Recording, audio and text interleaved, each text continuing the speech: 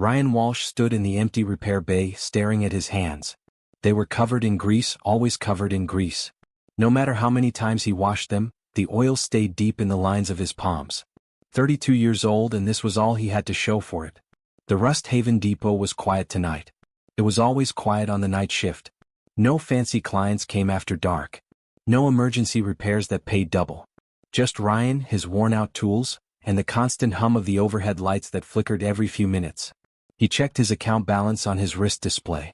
Negative 400 credits. Rent was due in 3 days. His landlord had already sent 2 warning messages. One more and he'd be on the street. Ryan grabbed a rag and wiped down his workbench, trying not to think about it. Trying not to think about how his supervisor hated him. Trying not to think about how the younger mechanics got all the good jobs while he stayed invisible. Average. Forgettable. The depot's rear door was supposed to stay locked, but the mechanism had been broken for months. Nobody bothered fixing things at a place like this. Ryan was doing his final check when he heard something from the scrapyard out back. Metal scraping against metal.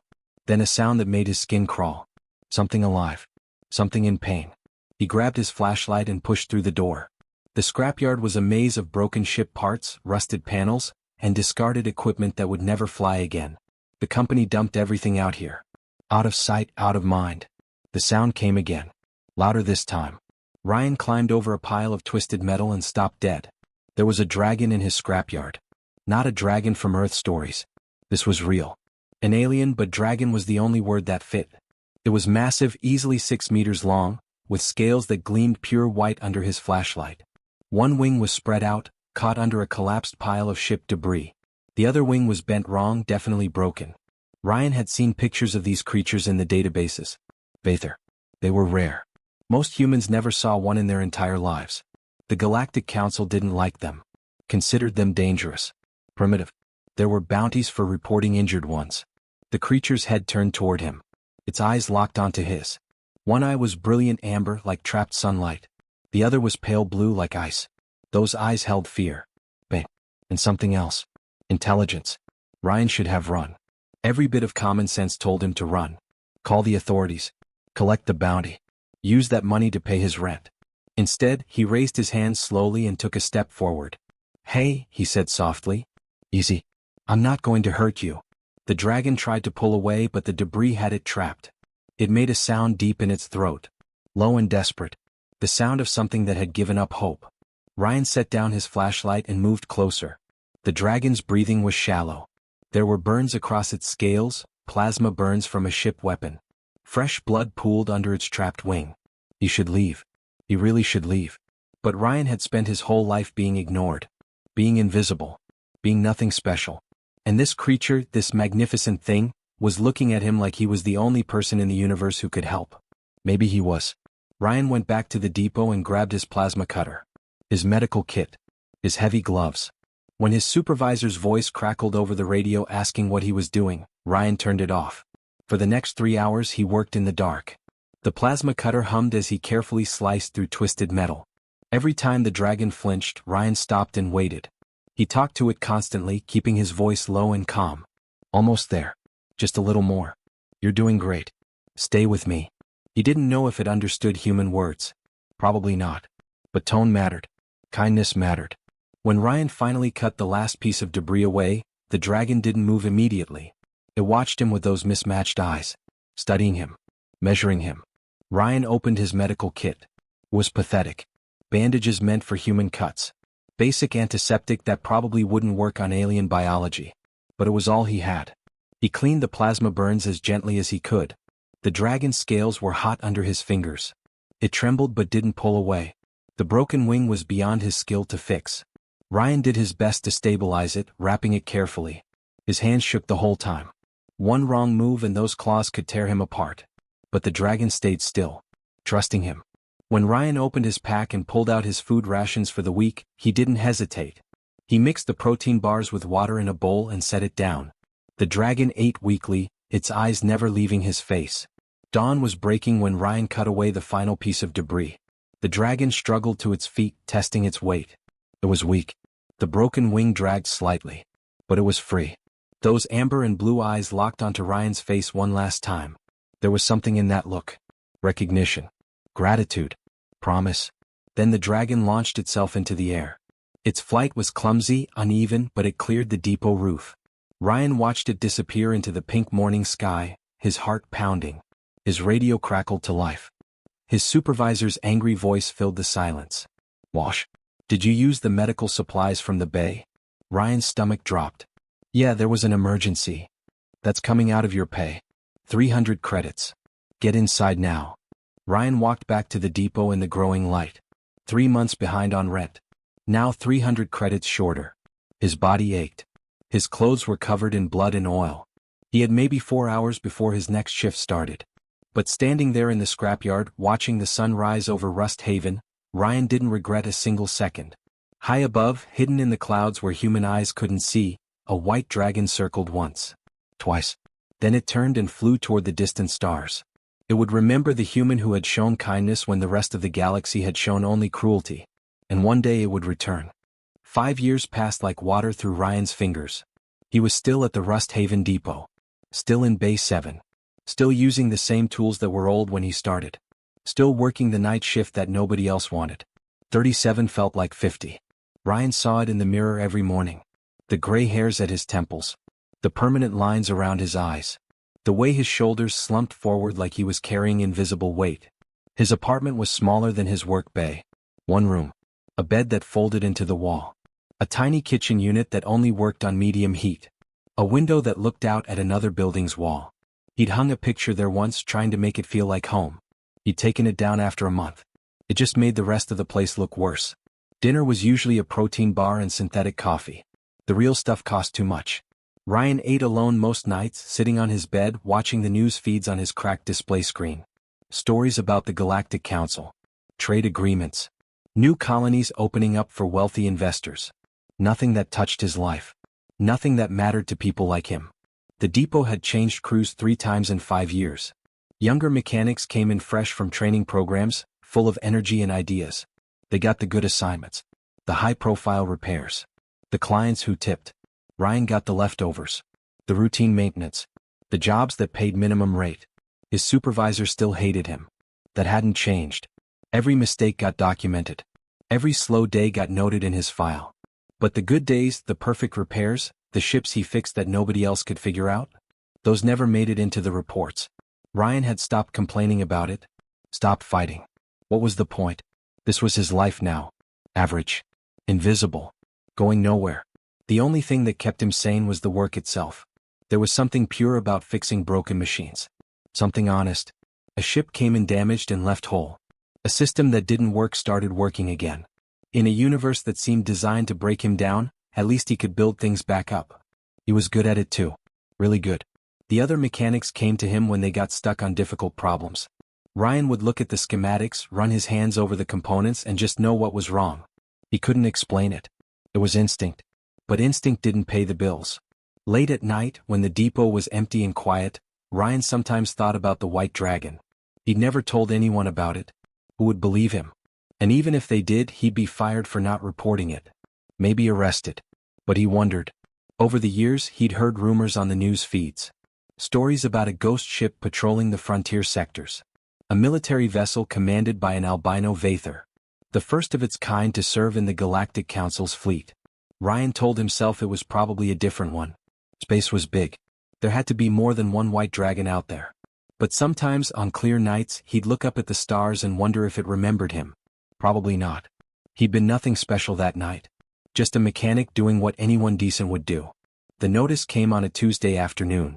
Ryan was under a transport ship, replacing a damaged fuel line, when his display beeped. He ignored it. He always ignored messages during work. They were never good news. When he finally checked it during his break, his hands went numb. Rust Haven Depot acquired by Galactic Auto Systems. Facility upgrading to automated repair systems. All human personnel terminated effective 30 days from this date. No severance packages available. Company housing must be vacated immediately upon termination. Ryan read it 3 times. Then he set down his coffee and stared at the wall. 30 days. At 37 years old, with no references, no connections, and a reputation for being adequate at best, who would hire him? The automated systems were taking over everywhere. Big companies didn't want human mechanics anymore. Too expensive. Too slow. Too much liability. He'd saved nothing. Every credit went to rent, food, and keeping his tools maintained. He had maybe 200 credits in his account. That wouldn't even cover a month's rent anywhere else. Ryan finished his shift that day in a daze. He went through the motions, fixed the fuel line, ran the diagnostics, signed off on the repair. Professional until the end. The other mechanics were talking about it in the break room. The younger ones were excited. They'd find new jobs easily. Fresh certifications. Good references. The universe was open to them. Ryan grabbed his lunch and ate outside, alone. The weeks crawled by. Ryan sent out applications to every depot, every repair shop, every maintenance company within 3 sectors. He got 2 responses.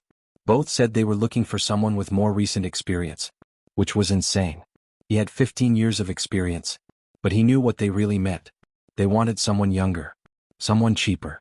Someone who wouldn't ask questions. His last shift was a Friday night. Ryan came in early, before sunset. The depot was half empty already. Most of the crew had quit for better jobs.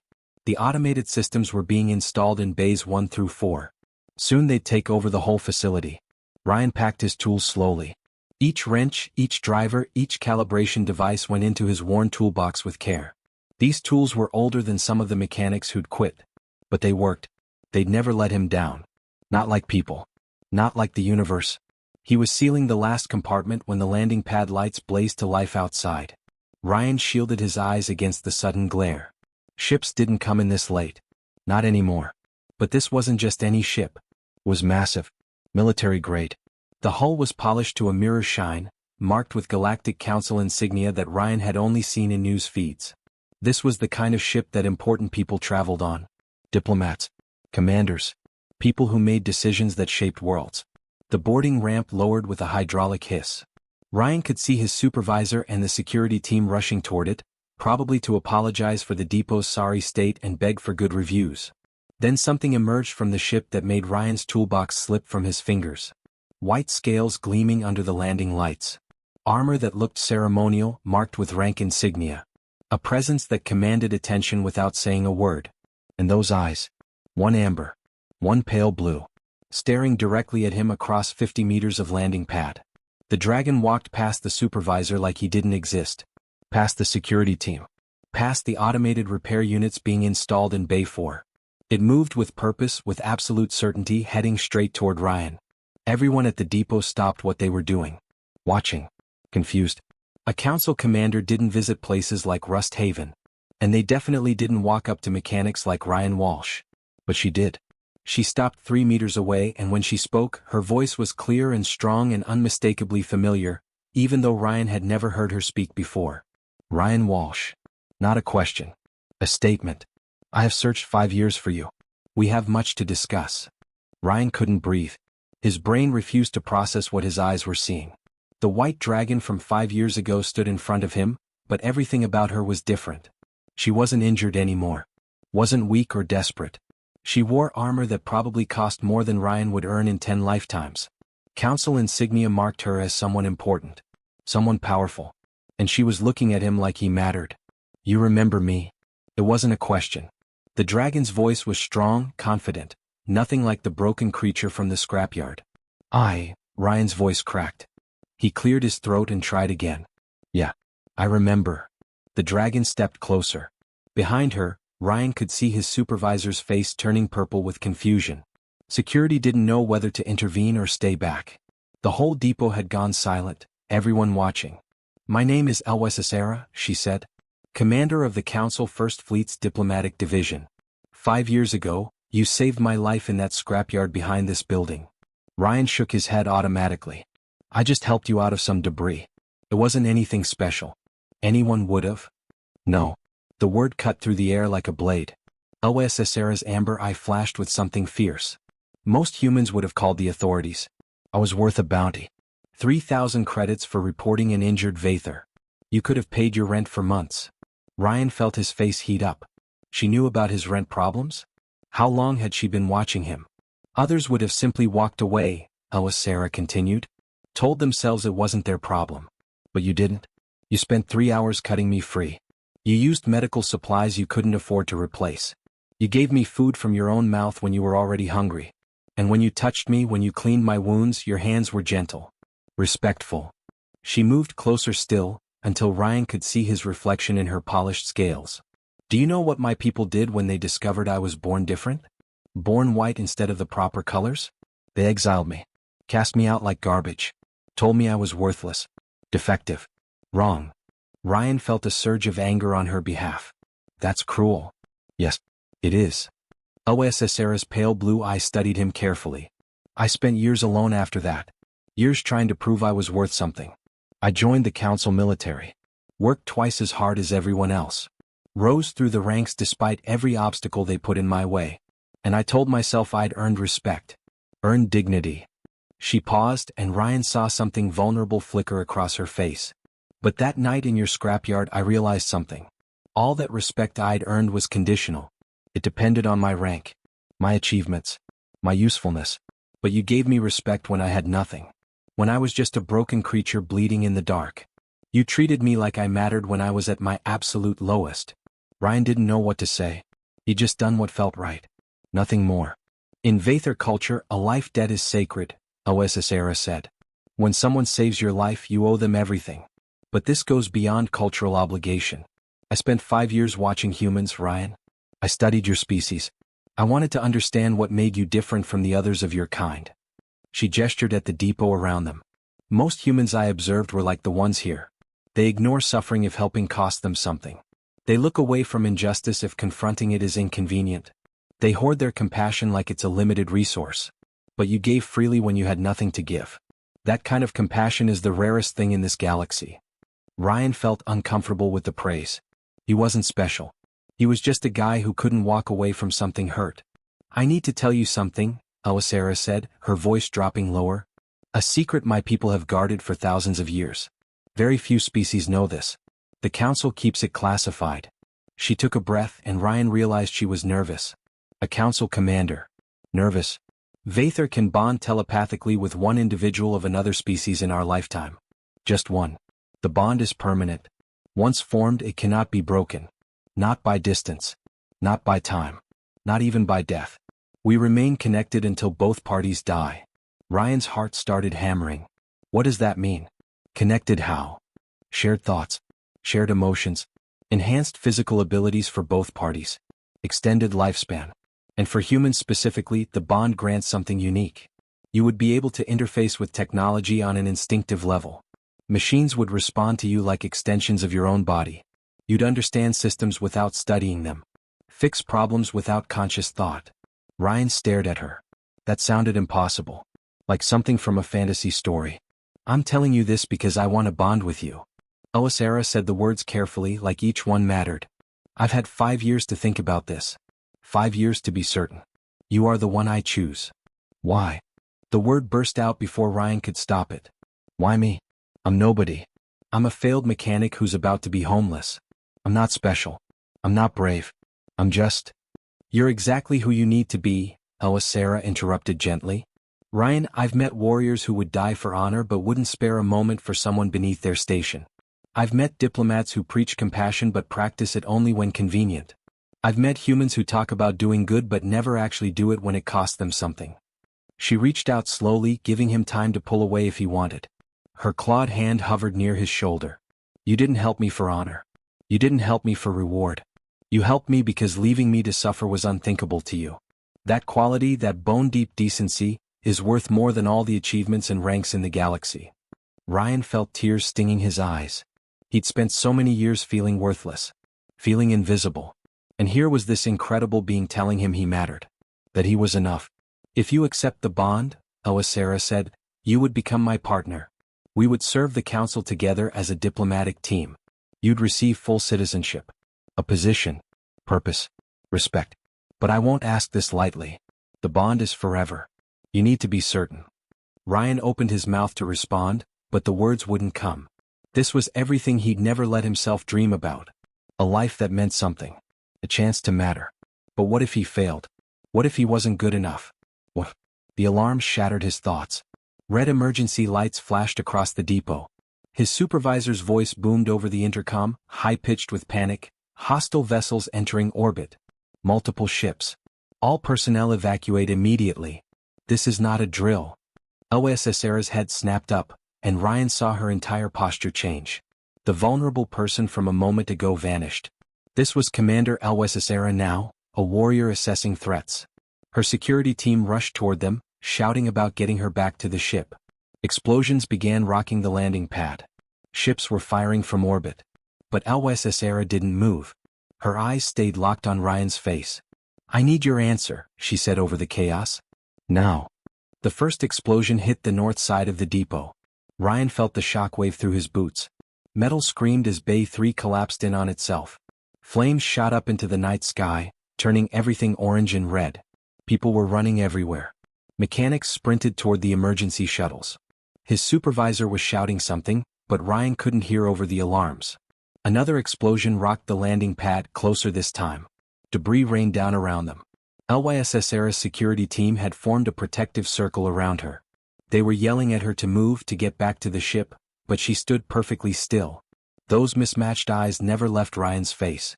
"I need your answer," she said again. Her voice was calm despite the chaos. "Will you bond with me?" Ryan looked past her at the burning depot. Bay 7, where he'd spent 5 years of his life, was starting to crumble. The tool bench where he ate lunch alone. The locker where he kept his spare clothes. The corner where he'd sometimes sit and wonder if his life would ever be more than this. All of it was burning. And he felt nothing.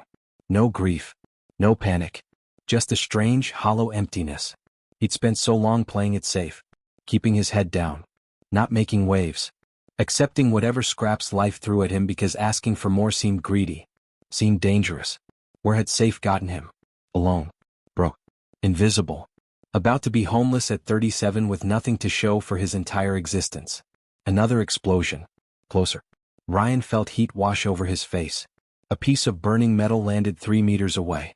The security team was pulling at LYSS now, trying to physically move her toward the ship. She shrugged them off without looking away from Ryan. And in that moment, something clicked in Ryan's brain. 5 years ago, he'd made a choice without thinking. He'd seen something hurt and help because it was right, not because it was smart. Not because it was safe. He'd given up food he couldn't replace and risked his job for a creature he didn't know. That version of Ryan hadn't been afraid. Hadn't calculated the odds. Hadn't played it safe. When had he stopped being that person? Ryan stepped forward and grabbed LYSS's clawed hand. "Yes. I accept." The world exploded in light. It wasn't an explosion. Not fire or weapons. This was something else entirely. Energy cascaded between their joined hands, spreading up Ryan's arm, through his chest, into his skull. It didn't hurt. It was overwhelming, like diving into an ocean, but it didn't hurt. LYSS's memories hit him like a tidal wave. He saw her hatching, the other dragons recoiling from her white scales. Saw her mother's face torn between love and shame. Saw years of exile, wandering alone through hostile territory. Saw her determination to prove herself. Her climb through council ranks. Her loneliness.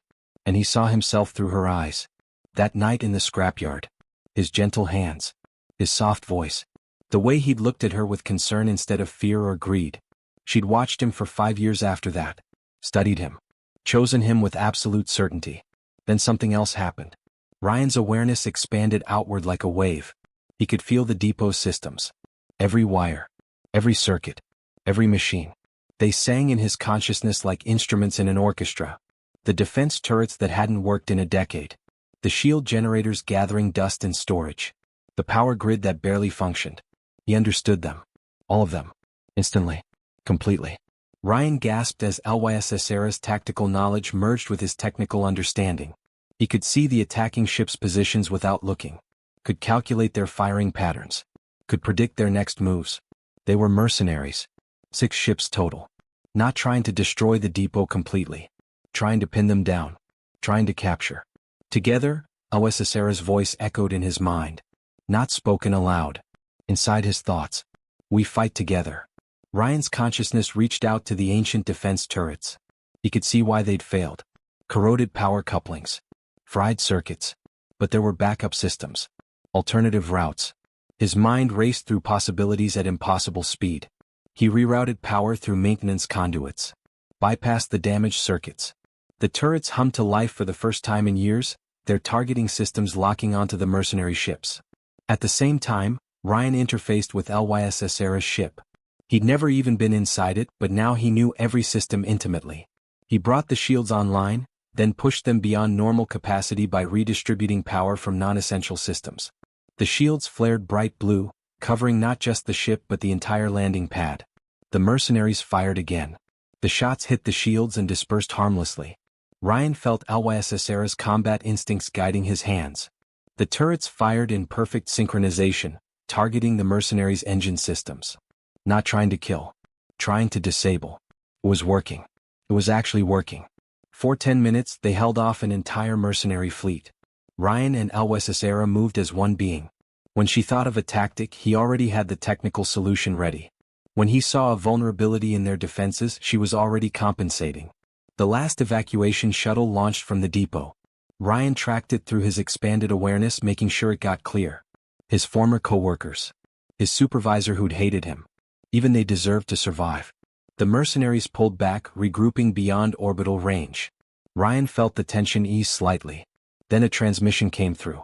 A human face appeared on every screen, still functioning at the depot. Mel. Maybe 50 years old. Scarred face. Cold eyes. Smiling. Impressive display, the mercenary commander said. But you've misunderstood the situation. We're not here to kill you. We're here to capture you. Both of you. Alive. Ryan felt ice in his stomach. Why? Because the Council's enemies have learned about your little bonding secret. If the rest of humanity discovers what this bond offers, it changes everything. The balance of power. The political landscape. Everything. The mercenary leaned closer to his camera. You're proof that humans can bond with Vathor. That they can gain abilities that make them equals to species that have looked down on humanity for centuries. You're worth more alive than dead. Way more. The transmission cut out. Ryan felt HFY's ship lifting off, pulling away from the burning depot. They'd bought enough time for the evacuation, but staying longer was suicide. Ryan collapsed into the co-pilot seat, his whole body shaking. The bond still hummed between them, quieter now but constant. He could feel HFY's emotions. Her determination. Her concern for him. Her pride in what they'd accomplished. Where are we going? Ryan asked, his voice hoarse. HFY's eyes met his. Even through the bond, her next words hit him hard. To the Council homeworld. To change everything. If those mercenaries report what they've seen, the secret is already out. We need to get ahead of it. We need to prove that human Vathor bonding isn't a threat. It's an opportunity. She paused. And Ryan, you need to be ready. You're about to stand before the leaders of galactic civilization and convince them that humanity deserves this. That we deserve this. Ryan looked down at his grease-stained hands. Hands that had just controlled weapon systems and shields like they were extensions of his own body. Hands that belonged to a nobody mechanic who'd been fired 3 hours ago. Now those hands might change the fate of his entire species. He wasn't ready. He'd never be ready. But he was going to do it anyway. Space looked different through the viewport of a Council ship. Ryan had seen the stars his whole life from Rust Haven, but they'd always seemed distant. Cold. Unreachable. Now, traveling faster than light toward the Council homeworld, they felt close enough to touch. He sat in the co-pilot seat, still wearing his grease-stained work coveralls. Still wearing his tool belt out of habit. His hands wouldn't stop shaking. The bond hummed quietly in the back of his mind. He could feel HFY's presence there, constant and reassuring. It was strange. Intimate in a way he'd never experienced with another person. He could sense her emotions without her speaking. Could feel her confidence when his own wavered. You're afraid? HFY said. Not an accusation. Just an observation. Ryan nodded. Terrified. I'm about to stand in front of the leaders of the galaxy. Me. A mechanic who got fired. What am I supposed to say to them? The truth. HFY's clawed hand rested gently on his shoulder. You need to understand something, Ryan. Those 5 years you spent struggling? They weren't wasted. Everything you endured taught you something the Council needs to see. What? How to be broke and invisible. How to maintain compassion when life gives you every reason to become bitter. HFY's voice was firm. You had nothing. No future. No hope. But you still helped me that night. Still gave when you had nothing left to give. That's not weakness. That's the foundation of everything civilization should be built on. Ryan wanted to believe her. But doubt was a hard habit to break. What if they don't see it that way? What if they think I'm just some random human who got lucky? Then we show them otherwise. The Council homeworld appeared ahead of them, a massive station orbiting a golden sun. It was beautiful in a way that made Ryan's chest ache. Hundreds of ships from dozens of species docked at various ports. This was the center of galactic civilization. The place where decisions were made that shaped entire worlds. And Ryan Walsh, former mechanic from Rust Haven, was about to walk into it. The docking procedure took 20 minutes. LYSSera's security team flanked them as they walked through corridors that were wider than Ryan's entire apartment had been. Aliens of species he'd only seen in databases passed them, barely sparing a glance. The council chamber was vast, circular. Tiered seating rose up on all sides, filled with representatives from what looked like 50 different species. The ceiling was transparent, showing the stars beyond. At the center was a speaking platform. That's where LYSSera led him. Ryan's legs felt like water. Every eye in the chamber was on him, judging him. He could hear whispers in languages he didn't understand, could feel their doubt like a physical weight. An elder of some species Ryan didn't recognize spoke first. Their voice boomed through translator systems. Commander LYSSera. You stand before this council having violated protocols established for humanity's protection. The bonding you have initiated with this human must be severed immediately. No. LYSSera's voice was steady. I refuse. Murmurs rippled through the chamber. Apparently, people didn't say no to the council very often. You were not authorized, the elder began. I don't need authorization to choose my bonded partner. LYSSera's amber eye flashed. That is my right under Vather law, which this council has recognized for 3,000 years. The human protocols are based on fear, not wisdom. LYSSera stepped forward. You claim humanity isn't ready for bonding, that they're too young, too aggressive, too dangerous. But I have studied humans for 5 years. I have watched them. And I chose this one specifically because he represents what humanity can be at its best. Another council member stood. This one looked vaguely reptilian. One human's kindness doesn't represent an entire species. You're asking us to overturn protocols based on a single anecdote. LYSSera started to respond, but Ryan felt something surge through the bond. Her frustration. Her anger at their dismissiveness. And suddenly he understood. She was a warrior. A commander. She could argue tactics and strategy all day. But this wasn't a battle she could win with force. This required something else. Something human. Ryan touched LYSSera's arm gently. Through the bond he sent a simple message. Let me. She looked at him, surprised. Then she stepped back, giving him the floor. Ryan walked to the center of the platform. His worn work boots squeaked on the polished floor. He looked up at the council members, these beings who controlled the fate of civilizations. And he spoke. 5 years ago, I was nobody. His voice shook at first, then steadied. I worked night shift at a repair depot. I was behind on rent. My supervisor hated me. I ate alone every night. I was invisible. Forgettable. Nothing special. He took a breath. Then I found Commander LYSSera injured in a scrapyard. I could have called the authorities. Could have collected a bounty worth 3 months of rent. Could have just walked away. It wasn't my problem. Ryan met the eyes of the council members who would look at him. But I didn't. I spent 3 hours cutting her free. Used medical supplies I couldn't afford to replace. Gave her food I needed. And I did it because she was hurt. That was all that mattered. Not what species she was. Not what she could do for me. Just that she needed help and I could give it. The chamber was silent now. Everyone listening. You say humanity isn't ready for this bond. Maybe you're right. We're young. We make mistakes. We're messy and imperfect and we don't have everything figured out. Ryan felt tears stinging his eyes, but he didn't wipe them away. But compassion isn't something you earn by being advanced. It's not a prize for being civilized. It's the foundation you build civilization on. He gestured at the chamber around them.